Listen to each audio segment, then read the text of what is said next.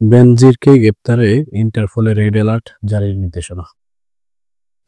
দুদকের আবেদনে পুলিশের সাবেক মহাপরিদর্শক বেনজির আহমেদের বিরুদ্ধে ইন্টারপোলের মাধ্যমে গ্রেপ্তারি পরোয়ানা জারির নির্দেশ দিয়েছে আদালত। সোমবার দুর্নীতি দমন কমিশনের আবেদনের পরিপ্রেক্ষিতে ঢাকা মহানগরের জ্যেষ্ঠ বিশেষ জজ মোহাম্মদ জাকির হোসেন এই আদেশ দেন। এর আগে গত 15 ডিসেম্বর ৭৪ কোটি টাকার অবৈধ সম্পদ জব্দ ও সম্পদের তথ্য গোপনের অভিযোগে সাবেক আইজিপি বেনজির আহমেদ এবং তার স্ত্রী ও 2 মেয়ের বিরুদ্ধে পৃথক 4টি মামলা করে দুদক।